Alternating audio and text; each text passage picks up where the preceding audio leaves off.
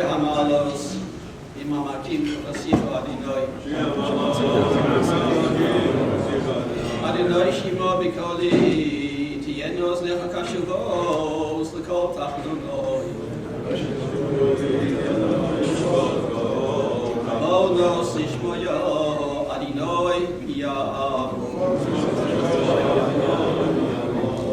Kim Kohaslicho, Leman Tibonei. Kivisi Adinoi, Kivso Nafshi, V'lidvoro Hocholti. Nafshi Ladinoi, Mishomdim Laboker, Shomerim Laboker.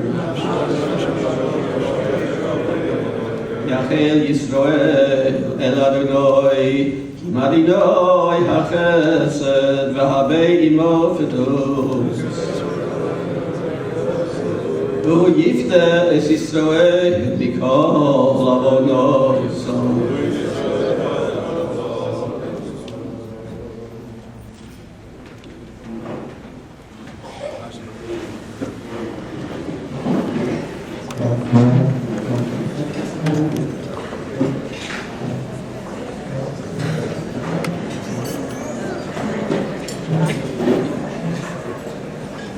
Now we come to the portion of our program where we acknowledge and recognize our honorees.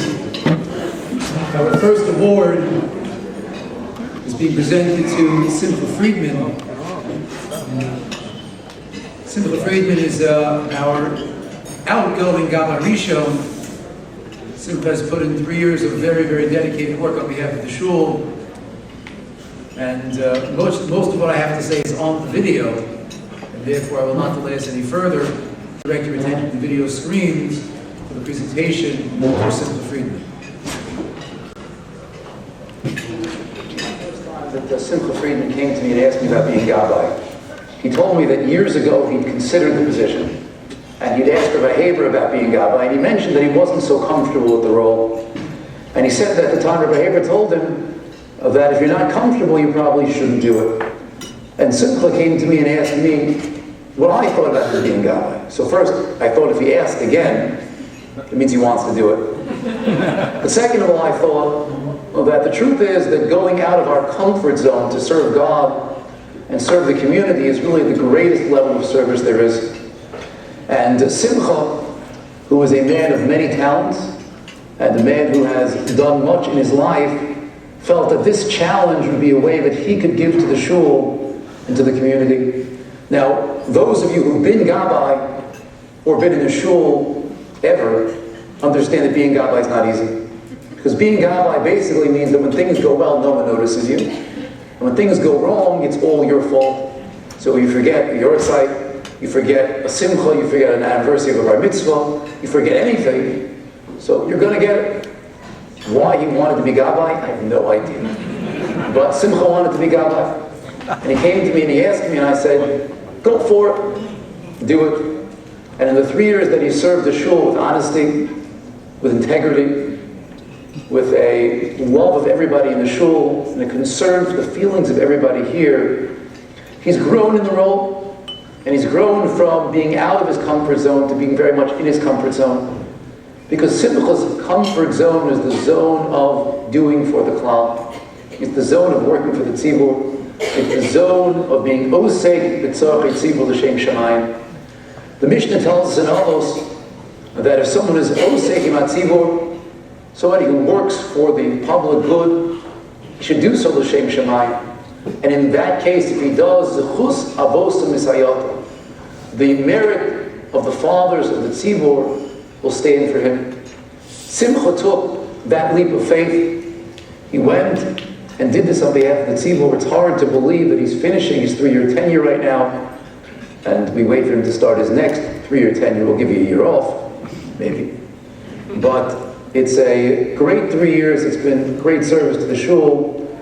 It's greatly appreciated by all of us.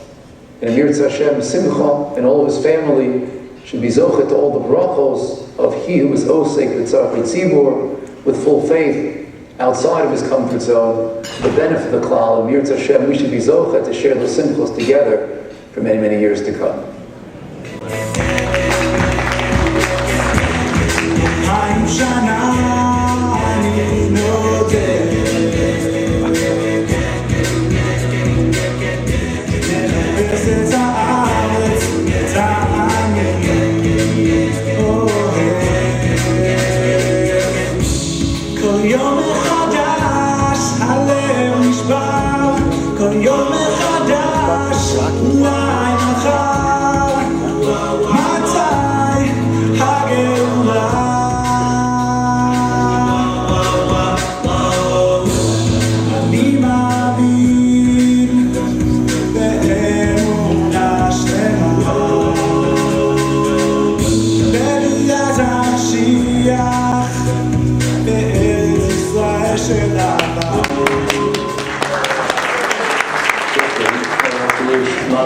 To my teachers and friends, Yehuda and Judy Eliezri, both of whom are the greatest guys and overall cool people. They've been wonderful friends to Ruth and I, and I'm happy to join everyone in honoring them tonight. As you can imagine, I'm pretty sad at having to leave the Gabbos just when I was really hitting my stride.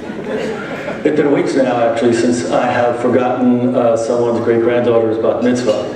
And I have even managed to memorize Peter Katz's name. Yechiel Yaakov Ben Aryeh. No, Aryeh.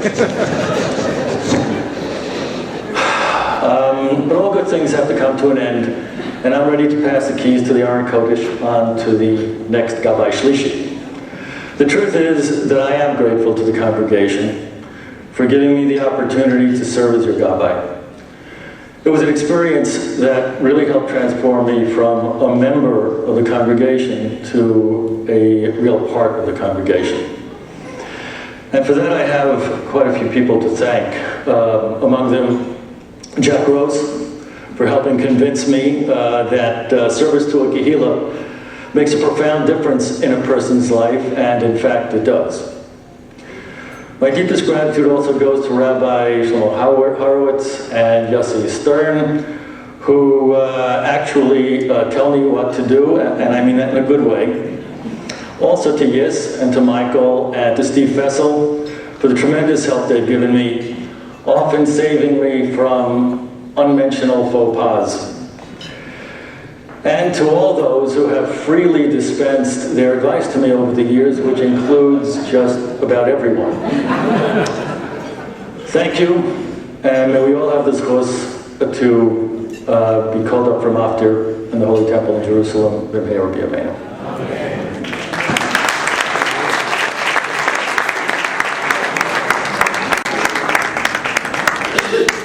I would ask Simcha to please come up.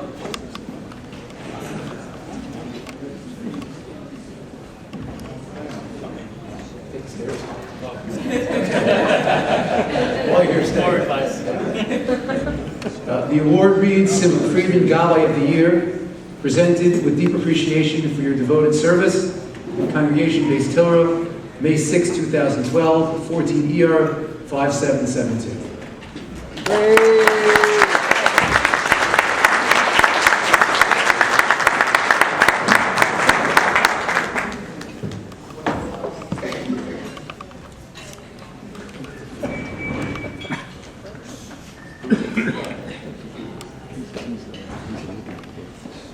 Our next award this evening is the Aishes Chayil Award, presented to Sandra Thurm. Again, most of what I have to say is on the video, but I will just tell you this. I don't think I said it on the video, but if I did, you'll catch me on it. When a rabbi is asked a question in passing or over the phone in the shul, there's a different level of fear the rabbi has depending who's asking the question. You know, sometimes who's asking the question, yeah, whatever answer you get, right or wrong, they're not going to know the difference, you know. As long as it's pretty close, you're okay. And then, you know, there are those that you know you better get it right because they know the answer already, and they know it better than you do. So, when Sandra asks me a question, I panic. Okay, do I know this enough to answer her? Can I get this right? I better know what I'm talking about. And Baruch Hashem, I think I've done okay so far, but the panic still gets there, still sets in. I would like to present I would actually like to direct your attention, please, to the video screens as we prepare to present our award to Sandra Thurm, this year's Aishes Chayil awardee. Sandy Thurm, our Aishes Chayil awardee this year, had to be dragged kicking and screaming to this award. Sandy does not ever look for accolades. She doesn't look for personal honor. She doesn't seek any recognition for what she does.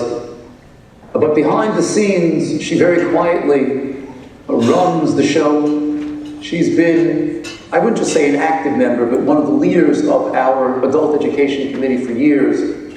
And much of the program that we've had that's been successful over these years, the great shiurim, the great discussions, the great films that are shown on Tisha B'Av, that's all Sandy's work. Once we get past Shavuos, I will get DVDs dropped off in my mailbox regularly from Sandy as she asks me to review the latest films that she's found for Tisha B'Av. And they're always deep, they're always insightful, they're always moving.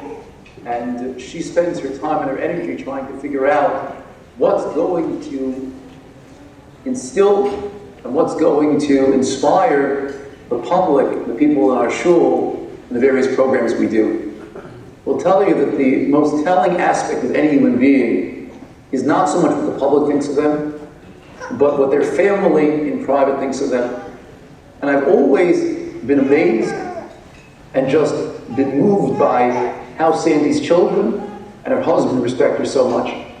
Max is a man of learning, he's a man of letters, he's a man of intellect. If you ever speak to Max about Sandy's learning, about Sandy's study, so he always says that he takes the back seat, that Sandy is a person of true intellectual honesty, of truth. Chazal tell us that Chosomo Shel HaKadosh Baruch Hu Emes, God's signature is truth. And Sandy has carried that fealty and fidelity to truth through her own personal life, through her work for the shul, through what she's done on behalf of the Adult Education Committee. She is truly a deserving recipient of the Aishes Chayil Award, and over her objections, we decided to award it to her tonight. We thank you, Sandy, for all you've done for the shul, and we take great pleasure and pride in presenting you with the Aishes Chayil Award.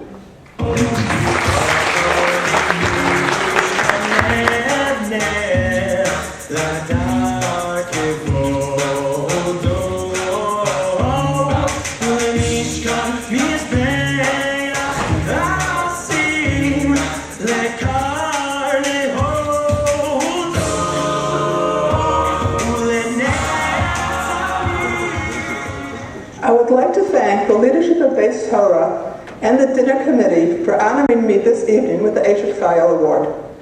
I am somewhat overwhelmed to share the spotlight tonight with Judy, Yehuda, and Simcha. Between the three of them, there's a doctor, a film producer, a rabbi, an artist, patron of the arts, and a family that hobnobs with Rabbi Adin Steinsaltz. And yet, they still manage to make Bais Torah a priority in their lives. Tov LaTzadik v'Tov L'Shcheino. I am honored and delighted to be their shafein. When I needed to be persuaded to accept tonight's award, the reasons given were many, none of which seemed to be very convincing or laudable. In truth, I feel that time and efforts devoted to Bais Torah are its own reward. They are the vehicle for creating a vibrant, purposeful, and good community of which we all can and should be proud. Many of the projects that I have worked on over the years are just extensions of my own interests. A love of Hebrew morphed into an opam, a conversation with Leslie Goldress, and belief that as Orthodox Jews we must find common ground to share with other Jewish denominations, led to our shul's participation in the kosher food pantry. Clearly, the food pantry also has the added humanitarian benefit of doing our share to help alleviate hunger in our community. Thank God we do not live in a time that calls for heroism. Our challenges are those that can be met communally through combined efforts and shared values. Tisha B'Av is an inordinately long time in my life. It begins as early as February or March and continues to Shiva Asar B'Tammuz. I am sure that my family views this as an obsession that is quite macabre. Once again, this project is the result of a personal interest, an attempt at understanding the Holocaust through personal stories. I would like to publicly thank Shirley Walfish, who shares my interest and is always keeping me updated on films that are worth looking into. Peter and Yis, the men who ultimately make this day happen, and the women who, in spite of fasting and headaches, can be counted on to spend a good part of the day manning the front tables. Summer concerts at Lincoln Center, Purim parties, end of summer barbecues, ultimately are all just good times shared with good friends. Our Mishnah class for women speakers for our mini Yemei Iyun, are programs that speak to me intellectually, but also as a woman. It is a pleasure to work with David, Moshe, and Manny Alav Shalom, whose wisdom and smile are missed, who, to one degree or another, are feminists and are instrumental in making these programs happen. On movie nights, Saturday night lectures, I seem to find myself in the Bais Torah kitchen. Fagi, the keeper of the calendar and all essential lists, is a shopping partner par excellence, and she has taught me to view the Simcha room as an extension of a home. Her attention to detail, theme, and color know no limits. I would like to acknowledge and thank Rabbi Gottlieb for the vision and leadership he provides, and for creating a framework in which all endeavors and pursuits can be actualized. Last but not least is Max, who has not only encouraged me to grow, stretch, and to assume responsibility, but beyond my own immediate needs and concerns and family, but in countless ways has shown me how. The main purpose of our shul, any shul, is to be a makom tefillah and a makom Torah. But through the sharing offered, our Zumba class, our recently formed book club, our cultural outings, Bais Torah is a place that nourishes not only soul, but mind and body as well. I encourage all of you to join at least some of our activities, but more importantly, I encourage you to share your interests with us and to turn them into activities that we can share with you. No matter what your interests are, there are members who already share them and others who are ready to explore them. The Aishes Chayil Award given to me tonight is an award shared with many. The hours spent in planning and bringing ideas to fruition are hours spent with good friends and amazing individuals. Thank you all.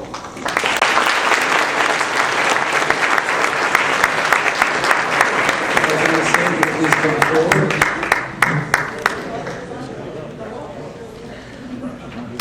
Sandra?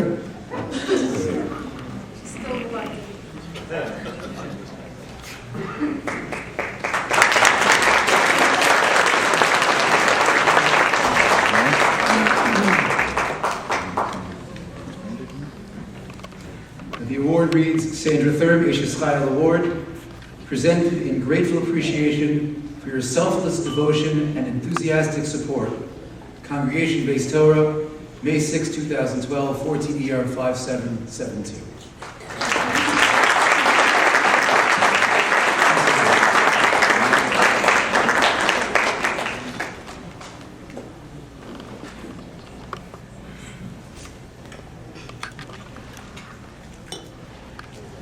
The next portion of our program is a difficult one. It's a difficult one on many levels. There is, of course, joy for what we had. There is fond memory. There is, on a personal, a familial, and a communal level, an eternal connection that will never, ever vanish. But at the same time, no video, no tribute, no everlasting memorial will come close to just one warm smile, warm touch, and soft word from Manny Frankel. I was asked to speak on the video, and I was given 3 minutes time. I hope that's one of Manny's great-grandkids, because it's so. No, it's not.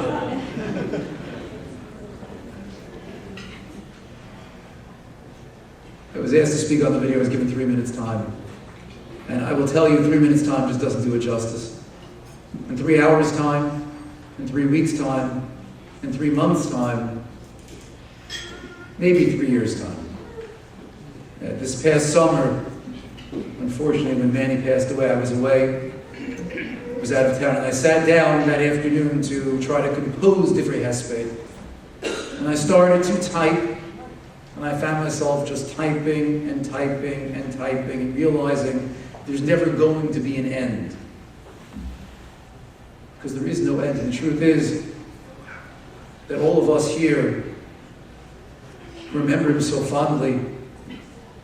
Those of us who grew up with him, not grew up with him as in we were in the same class together, but grew up with him as a central figure in our lives. His memory will always be there.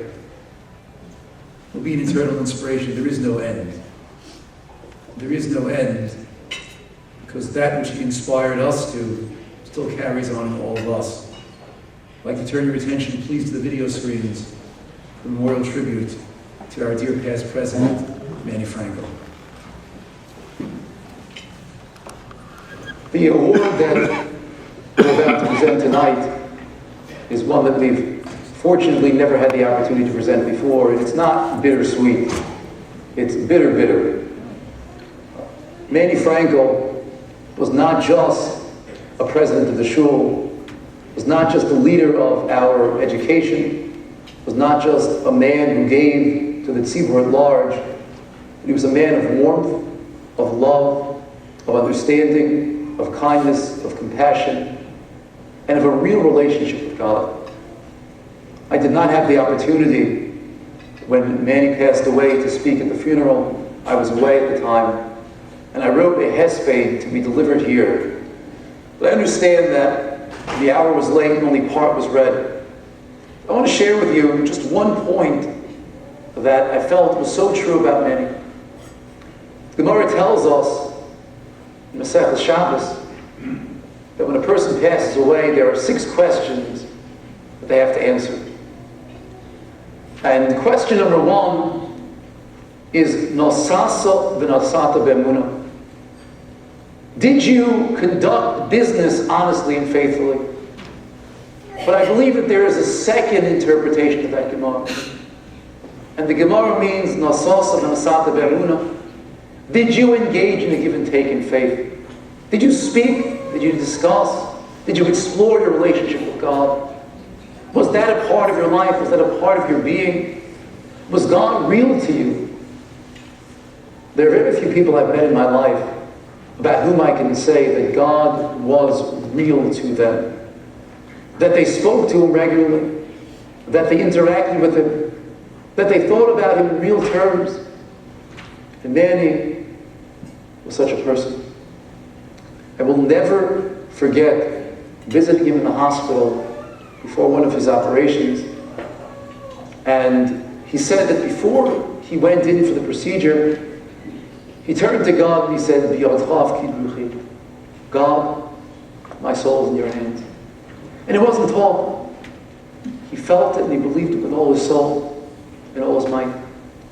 So Manny, a man of romance, a man of art, a man of letters, a man of poetry, a man of God. He was so much to the shul, to the community, to his family, to his dear and beloved wife, Marsha.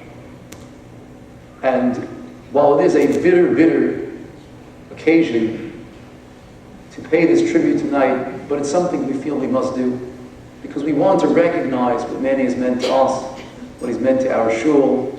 For us, our Hakaras HaTov are recognizing all the good and all that he's meant for all of us. For me personally, all the conversations we had over the years, all the time, all the warmth, the beautiful smile. And while we wish we wouldn't have to pay this tribute, but we hope in Yirtzeh Hashem to carry on his legacy, to take that honesty, that integrity, that beauty, that appreciation of art and the lovely things in life, and to carry it forward in all of us, in special memory and tribute to our dear past president, Manny Frankel.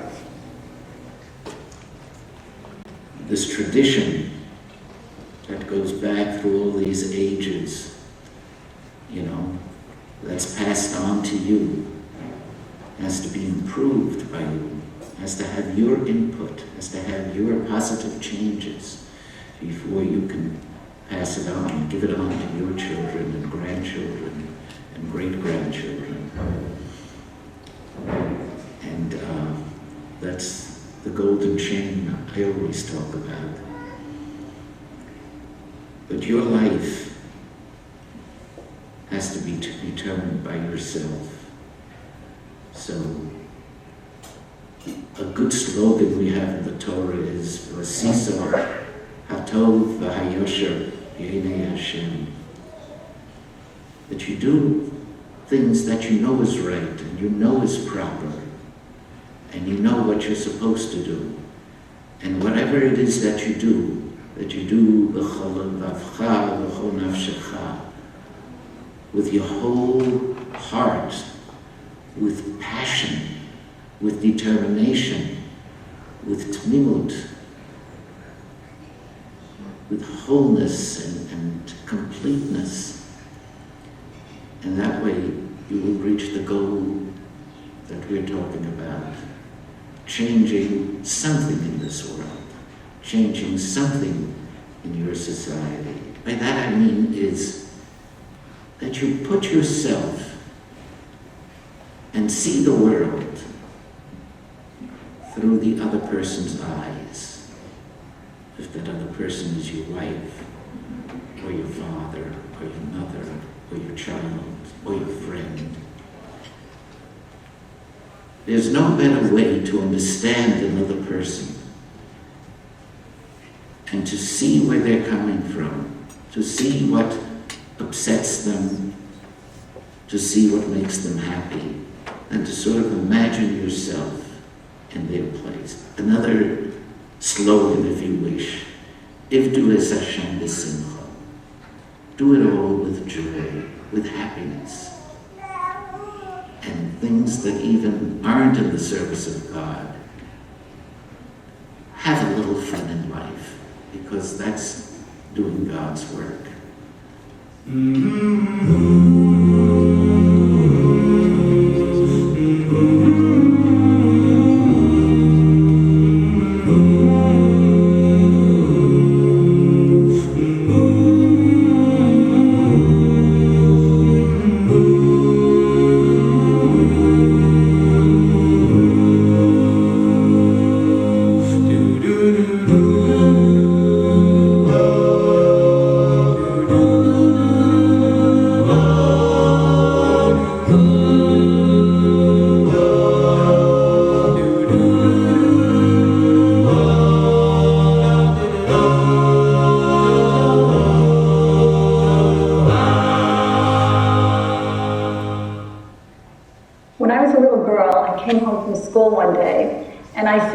When Mashiach comes, this and this is going to happen.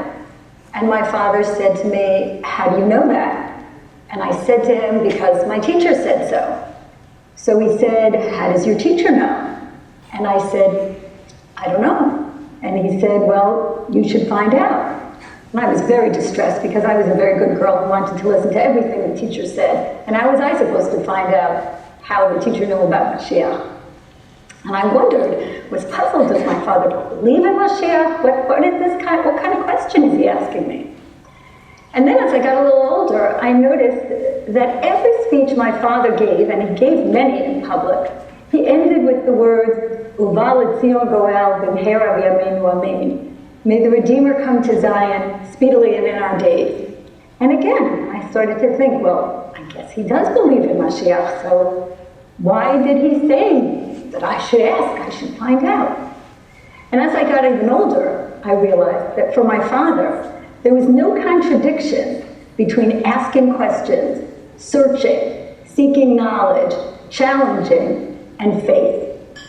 In fact, searching and understanding, questioning, only deepens your faith, makes your faith real and sincere and honest. And so that's what my father was teaching me. That I should try to understand things, that I should be challenged, that I should challenge, I should question. But at the end of the day, you need to have faith. In fact, a few months before he died, last Pesach, I told this story at the Seder. He listened to me and he smiled and he said to me, at the end of the day, you just have to believe. Knowledge, seeking, understanding, all of that was crucial. And also, faith is crucial. And there are two independent factors, not contingent upon one another. My father's years at Bais Torah, he really tried to teach the congregation and his friends and his family who all davened here about seeking knowledge, both when he was president and as he served on the education committee for many years. He wanted people to think beyond the usual ways of thinking, to try to understand more, to try to challenge things, to look at debates and rethink how they understand things. But at the same time, Bais Torah for him and for my family was an anchor for our faith. It is a place that 4 generations of our family davened. My father, my mother, and my father's children, my siblings, my children. Not only that, my grandmother davened here, my uncles, their children, and their grandchildren. And so the shul, Bais Torah, represented to him not only a place for seeking knowledge, but also a place that was the anchor for the faith of our family. My sister and brother and I grew up and went to other communities. And then my father and mother came to our shuls and davened there and met our communities and our friends. Inevitably, at the end of shul, we either had a kiddush or people stood around talking. And when it was time to leave, we would all look around and, where's Daddy? And then finally, we would see him in the corner, sitting with someone very intense in conversation. And it was never the person who was the chavraman, it was never the president, it was never one of the popular people, it was always someone who was sitting on the side with his shalom plate by himself. And he would have an intense and very significant conversation. As we walked home, he would always say to me, Debbie, you should talk to so-and-so. They're really interested in people.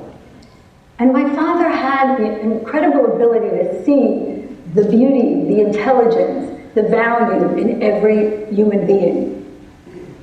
These 3 values, the values of knowledge, faith, and compassion, were his legacy to us, to Bais Torah, and also from Bais Torah to us, our family. And I would like to take this opportunity to thank Bais Torah and all of you for allowing us the honor to give this tribute to my father.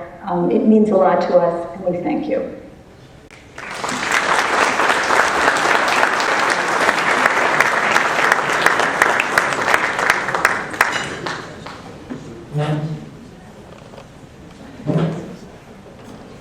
I'd like to call up Marsha and Debbie and Michal to please accept this tribute to our dear beloved Manny Frankel.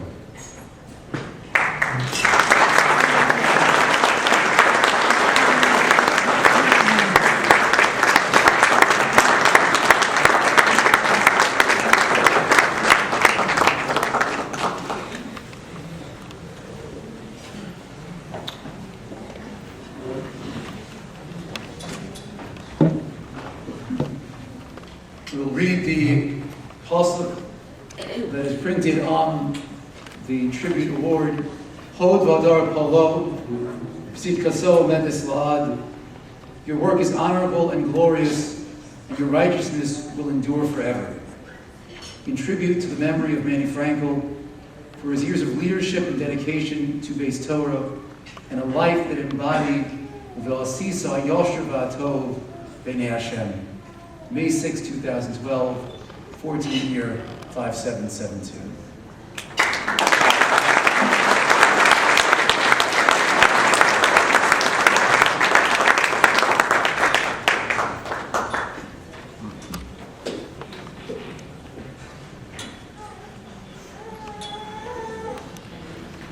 Just before we break for the serving of the maid, I'd like to shift our attention and celebrate a Simcha together.